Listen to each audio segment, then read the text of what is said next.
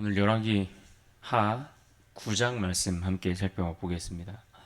이 땅에 정의가 무너지고 또 악한 자들이 행행할 때, 그래서 진실이 짓밟히는 것을 보게 될 때 우리는 종종 이런 질문을 하곤 합니다.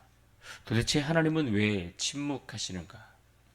하나님은 그와 같은 악을 왜 그냥 놔두시는가 하는 질문을 던지곤 합니다.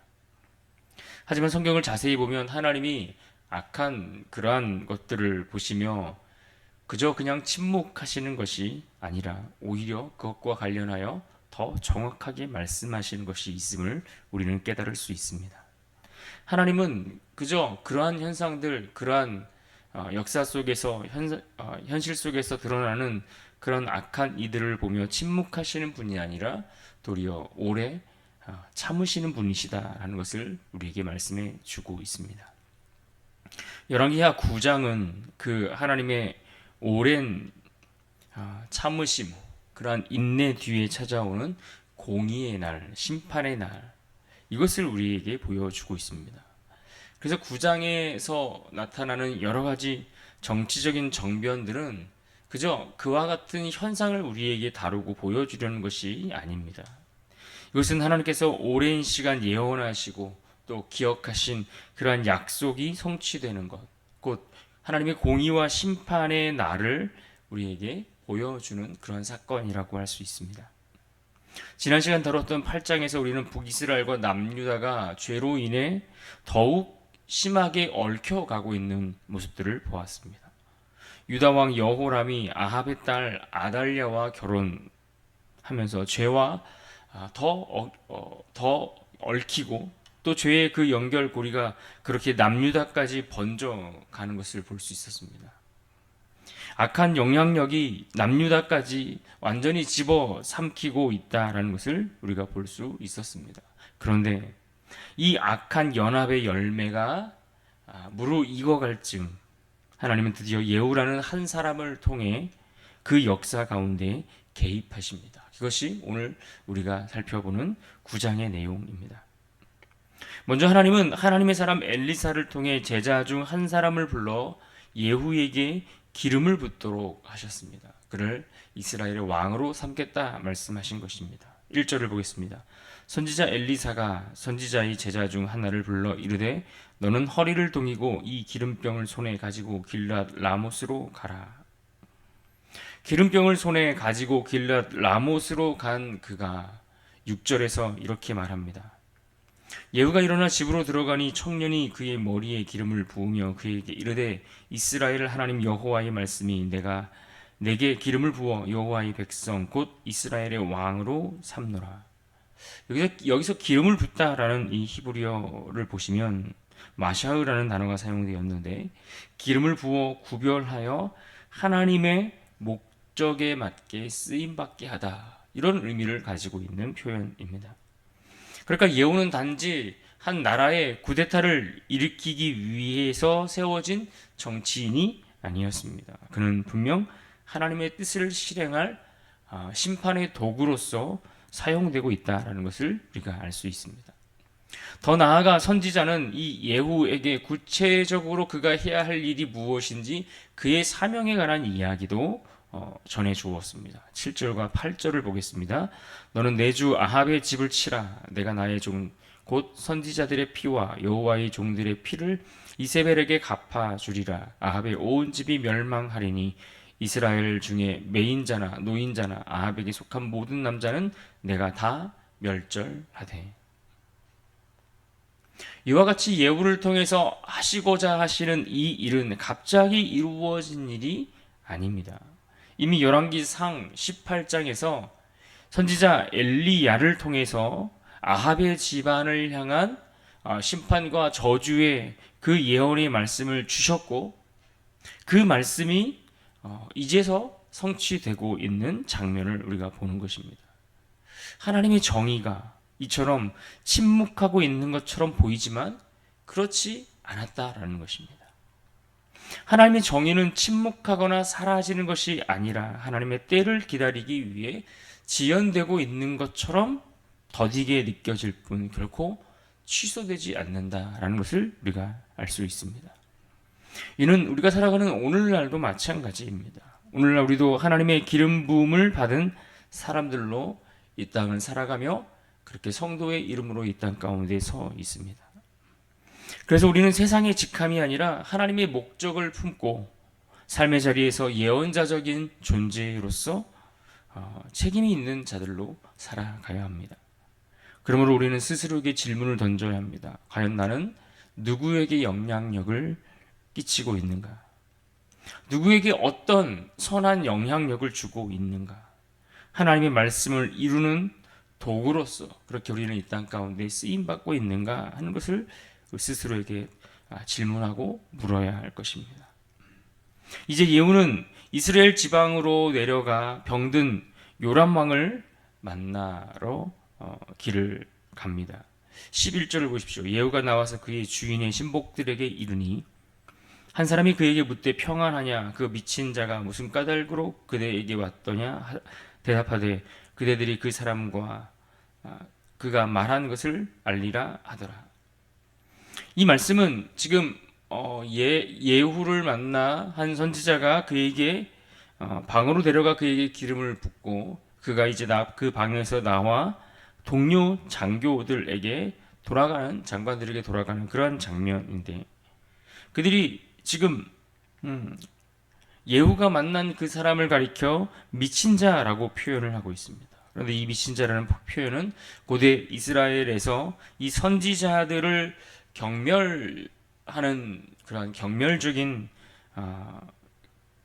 경멸적으로 부를 때 사용하는 그러한 표현의 말들입니다. 성령에 이끌려서 예언하는 그 모습을 조롱하는 그러한 표현이죠. 단순한 농담이 아니라 하나님의 계시를 조롱하며 평가절하하는 그러한 태도를 보이는 이들의 모습을 볼 수가 있습니다. 이에 예후는 선지자가 자신에게 한 일에 대해서 즉각적으로 밝히지는 않았지만 회피하듯 조심스럽게 이야기를 전하는 것을 볼 수 있습니다.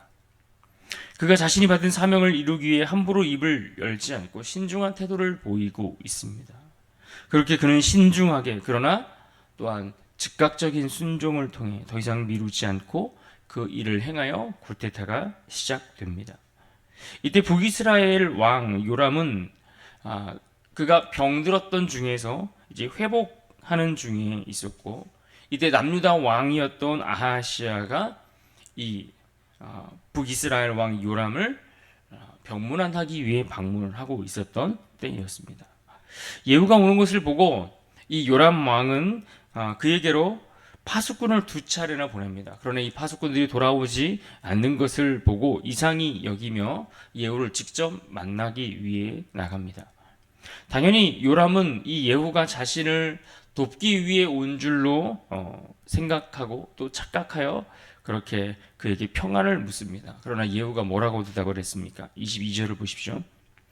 요람이 예후를 보고 이르되 예후야 평안하냐 하니 대답하되 내 어머니 이세벨의 음행과 술수가 이렇게 많으니 어찌 평안이 있으랴 하더라. 그렇습니다. 하나님의 말씀이 없이는 참된 평강이 있을 수 없습니다. 상황의 심각성을 깨닫고 요람이 도망치는데 그 도망치는 요람을 향해 예후가 활을 당겨 그의 심장을 꿰뚫었습니다. 그리고 그 시신을 나봇의 포도원에 던졌다라고 말씀하죠. 왜 이렇게 되었습니까? 왜 요람 왕이 이와 같은 최후를 맞이하게 되었을까요? 그 이유는 분명합니다. 26절을 보십시오. 여호와께서 말씀하시기를 내가 어제 나봇의 피와 그의 아들들의 피를 분명히 보았노라. 여호와께서 또 말씀하시기를 이 토지에서 내게 갚으리라 하셨으니 그런즉 여호와의 말씀대로 그의 시체를 가져다가 이 밭에 던질지니라 하는지라. 그러니까 요람은 사실 직접 나봇을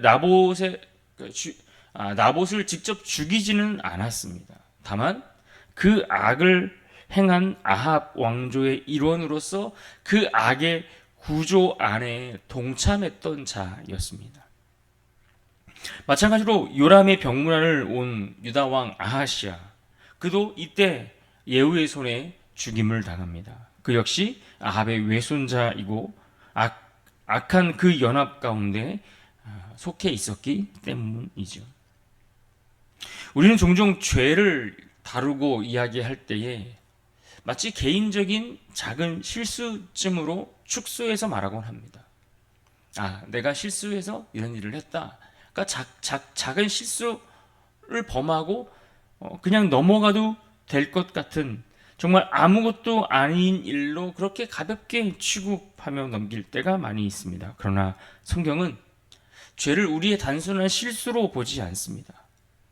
가볍게 지나가고 그냥 가볍게 여기고 대충 넘어가면 해결되는 그런 정도의 실수로 보지 않는다라는 이야기입니다. 오히려 성경은 죄를 하나의 구조로 보고 있습니다. 아합의 집안, 이스벨의 음행, 요람의 연합, 그와 같은 그 악한 구조 안에 속하여 그들과 연합하고 그들에게 동조하고 그들 가운데 속해 있는 것, 이 모든 것들이 하나님 보시기에 심판의 대상이 되었음을 우리는 알아야 합니다. 우리의 삶도 마찬가지입니다. 악한 이들과 동행하여 그들과 악을 도모하고 있는 것은 아닙니까? 나는 도대체 어디에 속하여 무엇과 누구와 연합하고 있습니까? 세상과 동맹하여 살아가고 있는 것은 아닌지 우리를 돌아봐야 합니다. 그리고 기억하셔야 합니다. 믿음은 독립된 결단이고 거룩은 믿음의 선한 연합 속에서 나온다는 것을 우리는 깨달아야 합니다. 결국 하나님의 공의는 그 악의 시작이었던 이세벨이라는 한 여인의 심판으로 이어지는 것을 볼 수 있습니다. 30절을 보십시오. 예후가 이스라엘에 오니 이세벨이 듣고 눈을 그리고 머리를 꾸미고 창에서 바라보다가, 지금 이세벨이 무엇을 하고 있습니까? 자신의 최후를 짐작한 그녀가 화장을 하고 머리를 꾸미며 그렇게 마지막까지 자신의 권세를 유지하려고 하는 그러한 모습을 보여주고 있습니다. 그러면서 예후에게 이렇게 말합니다. 31절입니다. 예후가 문에 들어오매 이르되 주인을 죽인 너 시므리여 평안하냐 하니. 이 말은 지금 그를 조롱하는 표현입니다. 마치 자신을 죽일 수 있는 존재가 이 땅에 아무도 없다라고 하는 것처럼 그의 교만한 모습을 그대로 마지막까지 보여주고 있습니다. 그러나 예후가 군사들에게 그녀를 창밖으로 던지라 명령하자 그녀를 내에 던졌고 그녀는 죽임을 당하여 그의 피는 말들과 벽에 튀고 개들이 그 살을 핥아 먹었다라고 성경은 기록해 주고 있습니다. 결국 그의 시신은 찾을 수 없게 되었고 밭의 거름처럼 흩어져 버렸습니다. 이 모든 것은 하나님께서 선지자 엘리야를 통해 예언하셨던 그 말씀 그대로 이루어진 것이죠. 그러므로 우리가 기억하고 붙들어야 할 말씀은 오늘 본문 가운데 특별히 36절입니다. 36절을 보십시오. 돌아와서 전하니 예후가 이르되 이는 여호와께서 그종 디셉 사람 엘리야를 통하여 말씀하신 바라. 이르시기를 이스라엘 토지에서 개들이 이세벨의 살을 먹을지라. 열왕기하 9장의 결론은 명확합니다. 하나님의 말씀은 반드시 이루어집니다. 하나님의 공의는 결코 실패하지 않습니다. 그냥 없이 대충 죄를 넘기고 사라지는 것이 아닙니다. 이것을 오늘 우리에게 교훈해 주고 있습니다. 악의 대명사와 같았던 이 아합의 집이 완전히 무너지는 것을 볼 수 있습니다. 과연 그것이 무너질 수 있을까? 왜 하나님은 아직도 침묵하시고 저들을 방치하시는가? 이렇게 여겼던 그의 온 집안이 하나님의 말씀대로 무너졌습니다. 그와 손을 잡고 동맹하며 악을 도모하며 그렇게 행했던 모든 이들이 그 심판을 피하지 못했습니다. 요람, 그리고 아하시아, 그리고 이세벨까지 모두가 그 공의로 심판을 벗어나지 못했다는 것입니다. 오랫동안 하나님이 그들을 향해 경고하셨습니다. 그러나 그들은 말씀을 무시했습니다. 오히려 그 말씀을 전하는 일을 우습게 여기고 그를 죽이고자 엄포하는 일들도 있었습니다. 하지만 결국 하나님은 그 종 엘리야를 통해 하신 말씀을 이와 같이 성취되도록 이루셨습니다. 그러므로 우리는 지금 어떤 방향을 향해 걷고 있는가 질문해야 합니다. 우리는 어디를 향해 무엇을 향해 어떤 방향으로 걷고 있습니까?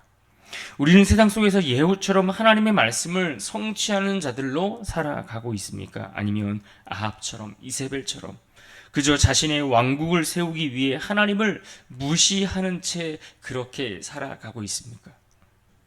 결국 세상의 모든 나라들과 그 나라의 왕들은 하나님 말씀 앞에 서게 되어 있고 그 말씀의 심판을 벗어날 수 없게 됩니다. 그러면 우리가 이것을 기억하고 내가 왕처럼 세우려고 했던 모든 것들을 무너지고 모든 것들이 무너지고 낮아져 하나님 앞에 겸손히 살아가는 그런 복된 인생이 되어야 할 줄로 믿습니다. 우리가 하나님 앞에 그렇게 낮아져서 겸손한 모습으로 하나님을 섬기며 살아가는 그런 인생 될 수 있기를 주님의 이름으로 축원합니다.